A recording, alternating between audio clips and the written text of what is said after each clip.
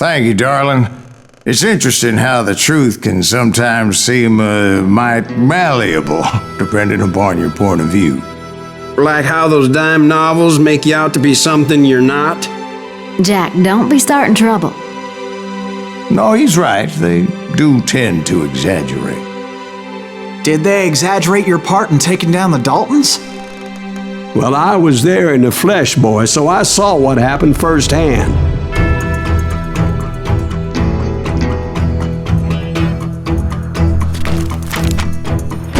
Those Daltons were lawmen once, before they all went bad, robbing banks and trains clear across the territory.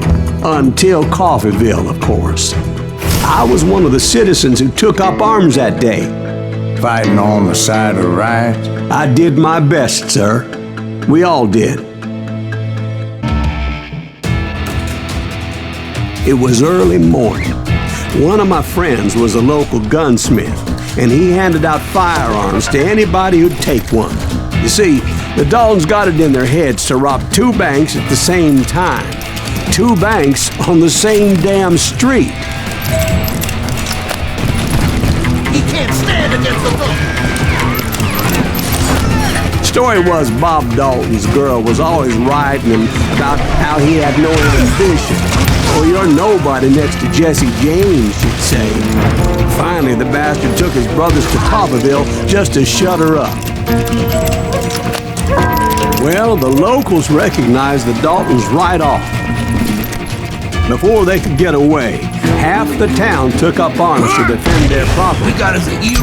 Put some balls in him!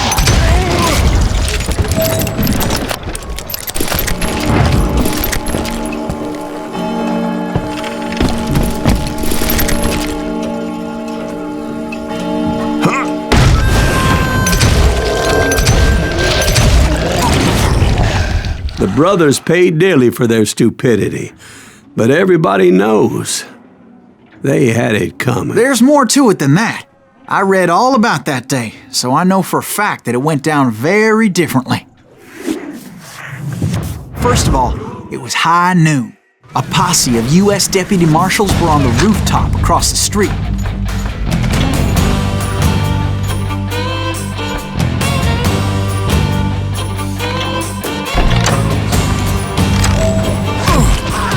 Get ready, boys. They're gonna make a move. The lawmen had been tracking the Daltons for months. Now they finally had them dead to rights. Among them was a bounty hunter feared by many a lawbreaker. This man had no intention of letting the Daltons slip away. They met an adversary that day who had no fear and offered them no quarter. The marshals tried to get the Daltons to surrender. They'll give up eventually. We just gotta wait till some bitches out. This bounty hunter knew that the brothers were far too proud to ever lay down their guns. He went in there alone to confront those criminals. One of the marshals shouted, "Where are you going? Are you crazy?" Hey, where do you think you're going, dumbass? That rifle's mine. But he paid him no mind.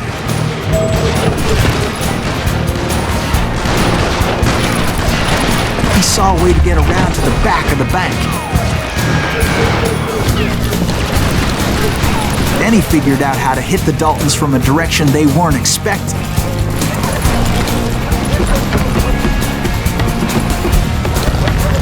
A moment later, he was climbing up a steep ladder, laughing at danger as he did.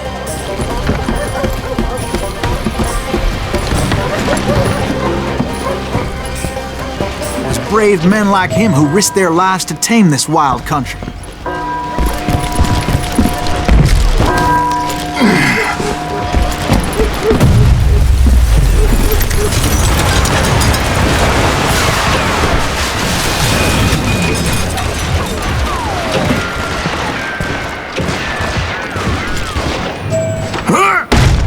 We've got company. Heroic men like him, who did what other men couldn't or wouldn't to make this country free. Like Jim Bowie and Davy Crockett, who died defending the Alamo. Is that Silas Greaves? Son of a bitch! Come on!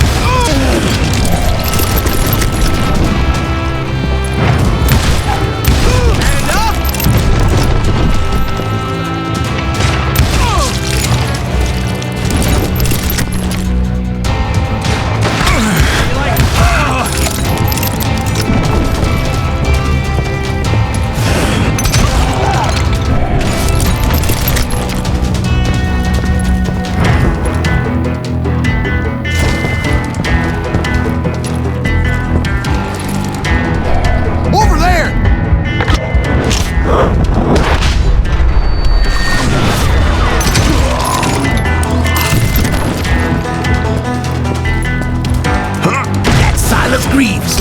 What the hell? Blam! Blam!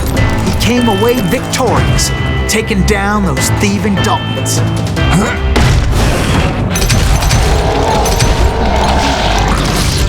His name was Silas Greaves, and when the dust finally settled, he was the last man standing. Sorry, kid, but that just wasn't the way it happened.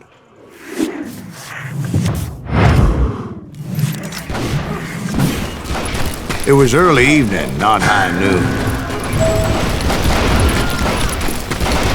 The Daltons blew up a safe, and were all set to hightail it out of there. Those pathetic deputies surrounding the bank were dropping like flies.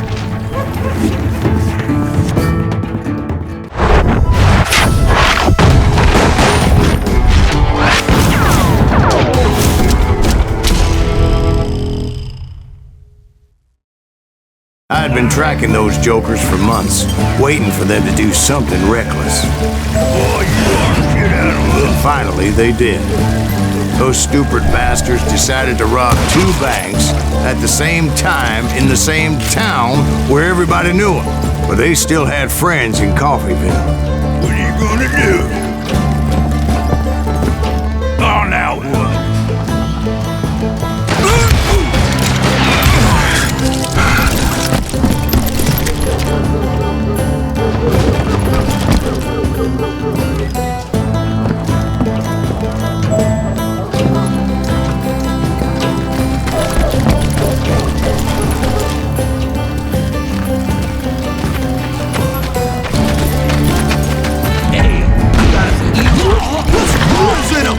Those friends came after me like a pack of wild dogs, tooth and nail. They were coming at me from all directions.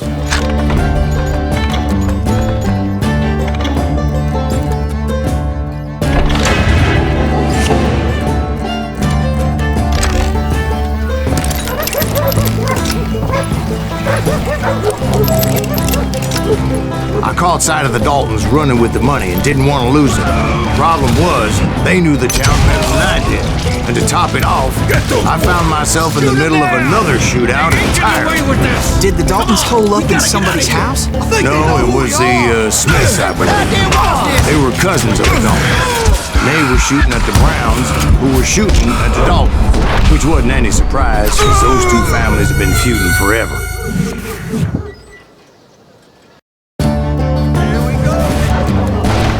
Did the Daltons hole up in somebody's house? No, it was the Smiths, I believe. They were cousins of the Daltons. They were shooting at the Browns, who were shooting at the Daltons, which wasn't any surprise, since those 2 families have been feuding forever. And since the Joneses are related to the Browns, they shot at the Smiths, pissing off the Heimhoffers, whose daughter recently married a Smith. Well, bullets were flying every which way as all the old feuds in Kansas caught fire all at once. There was a hell of a lot of pissed off people in Coffeyville that day. But that's just the way life is sometimes. Shit happens.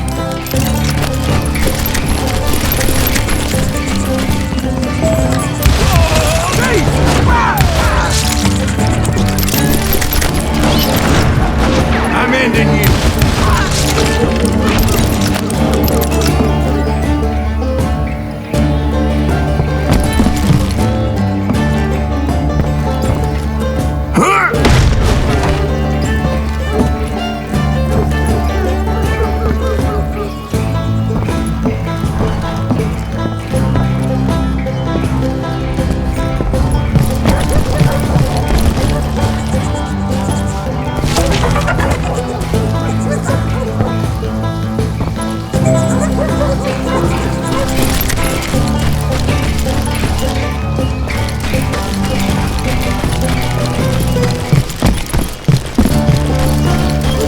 The Dalton boys knew I would never give up. Those Daltons weren't the sharpest knives in the drawer, but they always stood together. They set a trap to slow me down and allow at least 2 of them to escape. The 3rd brother stayed behind to plant me, just in case that trap of theirs didn't work.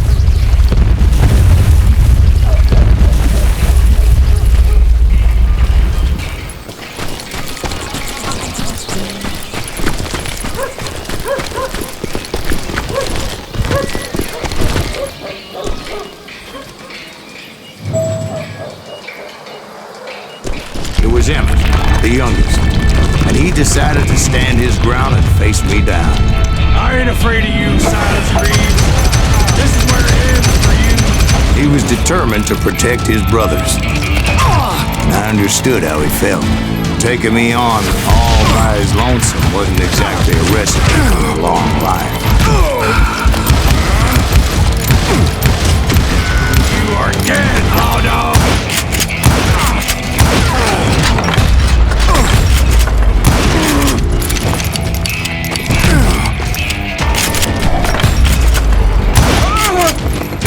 You like a...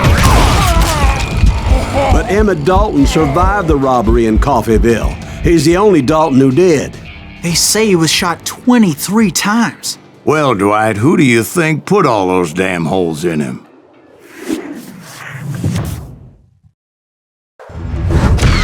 But I have to admit, that boy had grit.